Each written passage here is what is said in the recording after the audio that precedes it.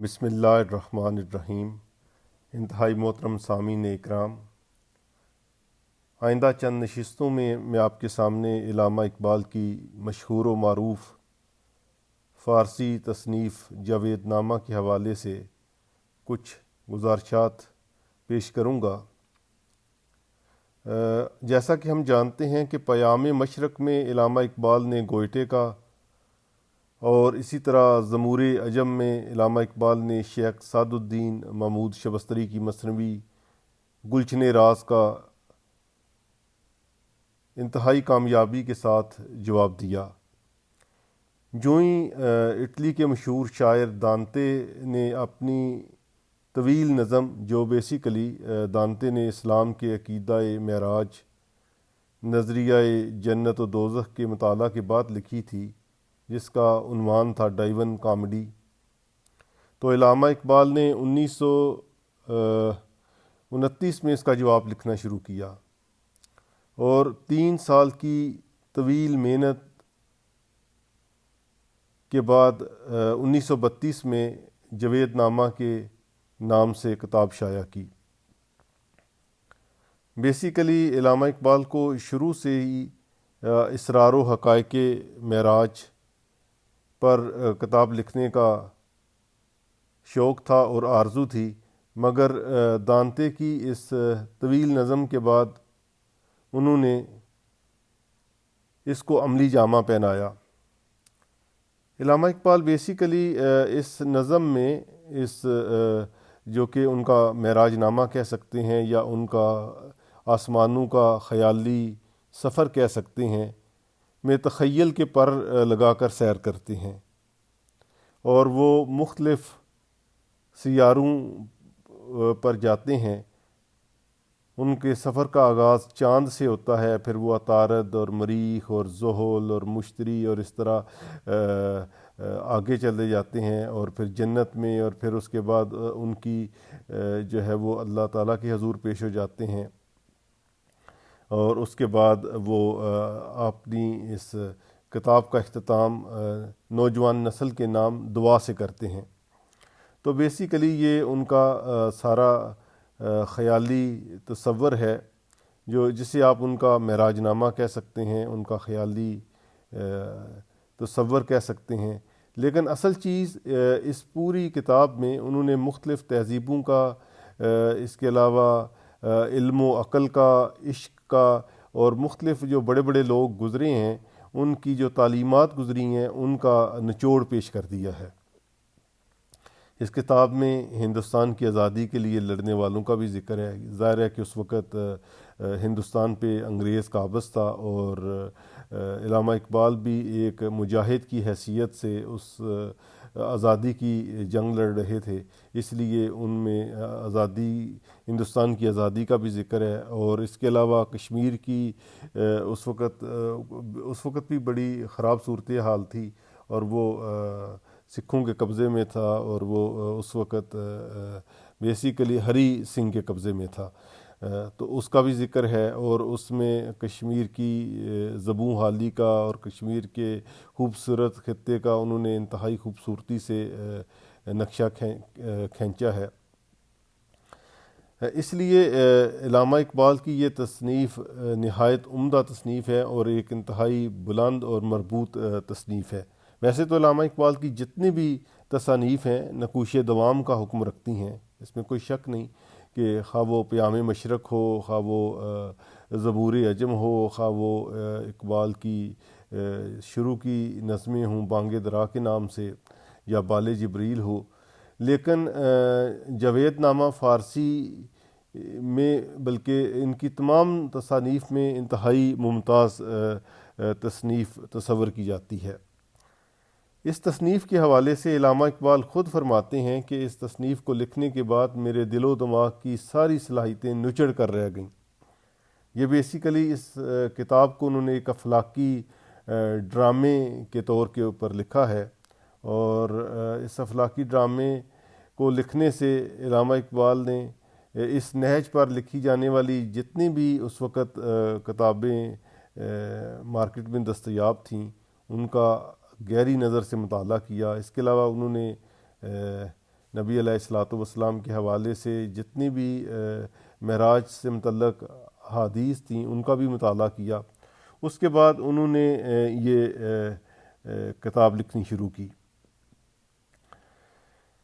Basically اس کتاب کا آغاز ایک مناجات سے ہوتا ہے،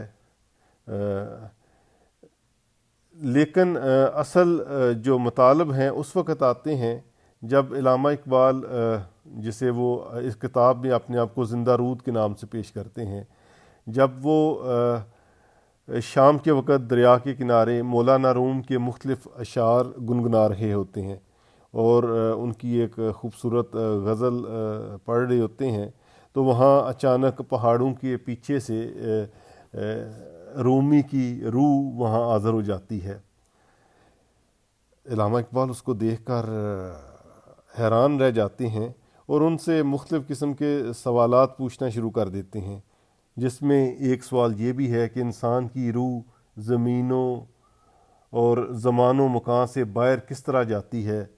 اسی طرح اس سوال کا مقصد یہ ہے کہ یعنی واقعہ معراج کو ایک فلسفیانہ بنیاد فراہم کی جائے کہ روح کس طرح جسم سے پرواز کر کے دوسرے جہانوں میں چلی جاتی ہے۔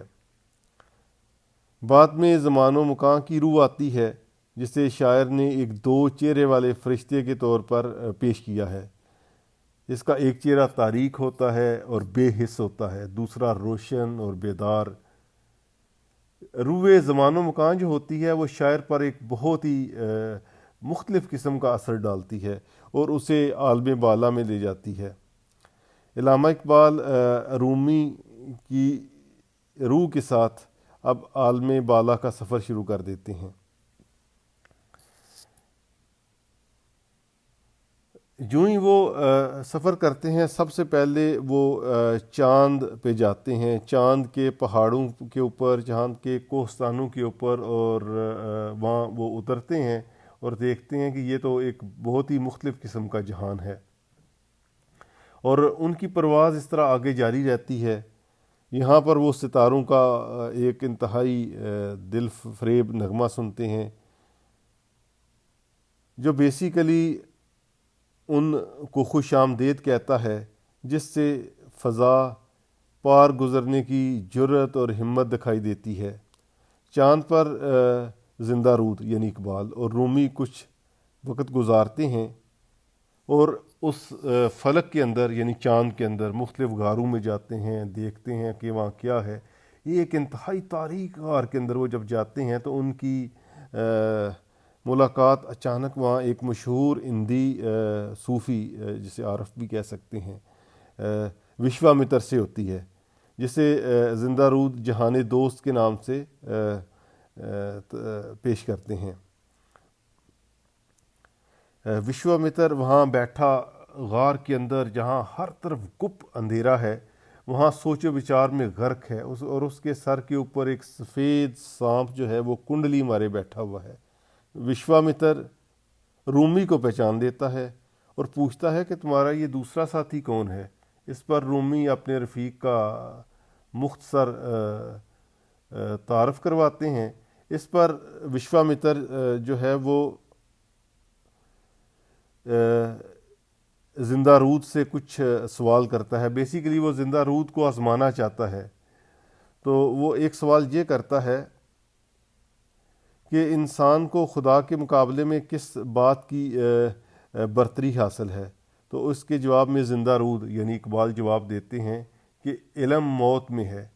اسی طرح وہ دیگر مختلف سوالات پوچھتا ہے۔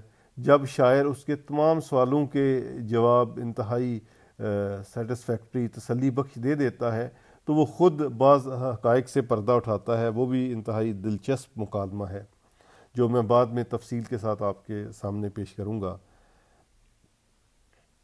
اور پھر وہ 9 باتوں کے عنوان سے اپنا پورے کا پورا اپنی تعلیمات پیش کرتا ہے وشوامتر۔ اس کے بعد رومی اور زندہ رود یعنی اقبال اس غار سے نکل کر وادی ماہ میں آ جاتے ہیں، جہاں انہیں ایک عظیم چٹان پر 4 تصویر یا 4 نقوش آپ کہہ سکتے ہیں کندہ نظر آتے ہیں۔ ایک نقوش تو گوتم بدھ کا ہوتا ہے، ایک زرتشت کا، ایک حضرت عیسیٰ کا، اور ایک حضرت محمد الرسول اللہ صلی اللہ علیہ وآلہ وسلم کا، جس کو آپ تواسین کہہ سکتے ہیں، یعنی ان الواح کو تواسین کہا جاتا ہے۔ اس حصے میں ان الواح و تواسین کا بیان ہے، یعنی جب اقبال اور رومی وہاں پہنچتے ہیں، رومی اور اقبال اس طرح ایک سیارے سے دوسرے سیارے پر پہنچتے جاتے ہیں۔ مثلا فلک مریخ پر ان کی ایک ملاقات ایک نام نہاد فرنگن سے ہوتی ہے، جو کہ اپنے آپ کو پیغمبر کے نام سے ظاہر کرتی ہے، اور اس کا اصل مقصد جو ہے وہ یورپ کی تہذیب سے متعارف کرانا ہوتا ہے، اور وہ عورتوں کو ترقی اور آزادی کے نئے نئے اصول بتاتی ہے۔ اس کا اصل مقصد بیسیکلی یہ ہے کہ توالید تناسل کا استحصال کر دیا جائے، اور اس کا یہ دعویٰ ہے کہ دنیا میں آخر کار عورت ہی کی حکومت ہوگی، اور وہ اپنی نوح کو نصیحت کرتی ہے کہ مرد سے جو ہے وہ چھٹکارا حاصل کر لیا جائے اور رشتہ ازدواج کو ختم کر دیا جائے، اور اس طرح جو ہے وہ اس کی مرد کوئی ضرورت نہیں ہے۔ اسی طرح مریخ پہ جاتے ہیں، وہاں بھی ان کی جو ہے وہ مختلف ارواح سے ملاقات ہوتی ہے، اور وہاں بھی وہ تہذیب حاضر کے بعض پہلوؤں کو ہدف تنقید بناتے ہیں۔ فلک عطارد پر رومی اور جو زندہ رود یعنی اقبال سید جمال الدین افغانی اور ترکی میں مذہبی اصلاحات کی تحریک کے سربراہ سید علیم پاشا سے ملتے ہیں، اور ان سے اس وقت کے حالات و واقعات کے بارے میں گفت و شنید کرتے ہیں۔ افغانی یہاں مملکت روس کو پیغام دیتے ہیں۔ اسی طرح روح اسلام اور روح اشتراکیت، کیونکہ اس وقت اشتراکیت کا بھی دورہ تھا، تو اس حوالے سے ان کی بڑا دلچسپ مکالمہ ہوتا ہے روح اشتراکیت کے حوالے سے جمال الدین افغانی سے، اور وہ جمال الدین افغانی سے کارل مارکس کے حوالے سے بھی کافی سوالات کرتے ہیں، اور کارل مارکس کو پیغمبر بجبرائیل کہا گیا ہے۔ اسی طرح وہ ایک اور فلک پر جاتے ہیں جہاں وہ 3 روحوں سے ملتے ہیں، جن میں ایک حسین بن منصور الحاج جس نے انا الحق کا نعرہ لگایا تھا۔ اسی طرح وہ ایران کی مشہور شاعر طاہرہ بابیہ، اور اسی طرح مرزا غالب سے ملتے ہیں ان کی ارواح سے۔ یہ ایسی ارواح ہیں جن کو جنت کی تو پیشکش کی گئی، لیکن انہوں نے جنت کو یا بہشت کی پیشکش کو ٹھکرا دیا اور اس میں رہنا قبول نہیں کیا، بلکہ انہوں نے کہا ہم بس گردش پہ رہیں گے، اور دنیا کی گردش سیر و دوام کرنے کو انہوں نے ترجیح دی۔ یہاں ابن حلاج ایک مسلمان صوفی کے روپ میں اپنا مقام واضح کرتا ہے، اور اپنی تعلیمات کو بیسیکلی وہ پیش کرتا ہے جو اقبال اس کی زبان سے لکھتے ہیں۔ اسی طرح غالب کی شاعری کے متعلق مختلف سوالات کیے جاتے ہیں، اور غالب اپنا نقطہ نظر مختلف حوالے سے پیش کرتا ہے۔ اسی طرح قرۃ العین طاہرہ اپنا ایک نغمہ پیش کرتی ہے، بلکہ یہاں تو علامہ اقبال نے اس کی پوری نظم جو ہے وہ پیش کر دی ہے۔ پھر وہ ایک دوسرے فلک پر جاتے ہیں جسے منحوس تصور کیا جاتا ہے، اور وہ ایسا فلک ہے، ایسا آسمان ہے کہ جہاں کی روحیں جن کو نہ دوزخ نے قبول کیا نہ جنت نے قبول کیا، کسی نے بھی ان ارواح کو قبول نہیں کیا، بلکہ آتش جہنم نے بھی ان ارواح کو قبول نہیں کیا۔ اس میں علامہ اقبال زندہ رود وہ ان ارواح کا ذکر کرتے ہیں جو غدار ارواح ہیں، جس میں بنگال کا میر جعفر ہے، میسور کا صادق ہے، اور اسی طرح اس میں فرعون اور لارڈ کچنر کی روحیں نظر آتی ہیں، اور ان کا زبردست مکالمہ بھی اقبال نے پیش کیا ہوا ہے۔ ان کی باتیں مثلا ایک اور جیسے لارڈ فرعون اور لارڈ کچنر کا یہ مکالمہ پیش کیا گیا ہے، ان کی باتیں سن کر مہدی سوڈانی کی روح بہشت بریں سے حاضر ہو جاتی ہے، اور وہ نیچے سمندر میں غوطہ زن ہو کر کچنر سے باتیں کرتی ہے، کیونکہ کچنر سمندر کے اندر غرق ہوا تھا اس لیے، اور اس نے لارڈ کچنر نے مہدی سوڈانی کو قبر سے نکال کر اس کی ہڈیوں کو آگ لگائی تھی، تو اسی طرح مہدی سوڈانی یہ سوڈان کے عظیم مجاہد تھے 19ویں صدی کے، تو وہ نیچے سمندر کے نیچے غوطہ زن ہو کر آخر وہ کچنر سے کچھ باتیں کرتے ہیں، پھر اس روح کو جوش آ جاتا ہے اور وہ سارے عالم عرب سے مخاطب ہو جاتی ہے، اور مہدی سوڈانی پورے عرب کو اپنا پیغام دیتے ہیں۔ ان سب سیاروں سے گزرنے کے بعد زندہ رود یعنی اقبال اور شاعر جنت میں داخل ہوتے ہیں۔ وہاں وہ اولیاء اللہ اور بادشاہوں سے ملتے ہیں، وہاں انہیں لاہور کے گورنر عبدالصمد خان کی بیٹی شرف النساء کا محل دکھائی دیتا ہے۔ اسی طرح مختلف بزرگوں سے ان کی ملاقات ہوتی ہے، ان کی ارواح سے۔ اس میں کشمیر کے ایک مربی حضرت شاہ ہمدان، جن کی تعلیمات سے بیسیکلی کشمیر کے اندر اسلام پھیلا۔ اسی طرح کشمیر کی تاریخ اور وہاں کے لوگوں کے بارے میں ان ارواح سے مختلف باتیں کرتے ہیں۔ اسی طرح ایران کے ایک مشہور بادشاہ نادر شاہ افشار، اور اسی طرح افغانستان کے بانی احمد شاہ ابدالی، اور اسی طرح ہندوستان میسور کے سلطان ٹیپو سے وہ ملتے ہیں اور ان سے سوال و جواب کرتے ہیں، اور ان سے کئی چیزیں ان کو ملتی ہیں۔ پھر بہشت چھوڑتے وقت وہاں کی روحیں علامہ اقبال کو یعنی زندہ رود کو گھیر لیتی ہیں اور ان سے اصرار کرتی ہیں کہ آپ ہمیں یہاں کوئی جو ہے وہ نغمہ سنائیں، اور پھر شاعر ان سے معذرت چاہتا ہے۔ یہاں دراصل بہشت کا صحیح اسلامی تصور پیش کرنا شاعر کا مقصود ہے، جس کے مطابق بہشت کوئی متعین یا معین مقام نہیں بلکہ روحانی ترقی کا ایک مرحلہ ہے۔ بہرحال شاعر حوروں میں اس بات پر اتفاق ہو جاتا ہے کہ اگر شاعر حوروں کی خاطر ایک غزل پڑھے تو وہ اسے جانے دیں گی۔ اس پر شاعر ان کی فرمائش پوری کرتا ہے اور زندہ رود ایک خوبصورت غزل وہاں پیش کرتے ہیں، اور پھر وہ آگے بڑھ جاتے ہیں۔ اب شاعر اور رومی اس مقام پر پہنچ جاتے ہیں جہاں رومی شاعر کی رفاقت چھوڑ دیتے ہیں۔ اب کہتے ہیں اب آپ کو اگلا سفر خود جو ہے وہ طے کرنا ہے، کیونکہ اگلا سفر خدا کے حضور ہر کسی کو تنہا جانا ہوتا ہے۔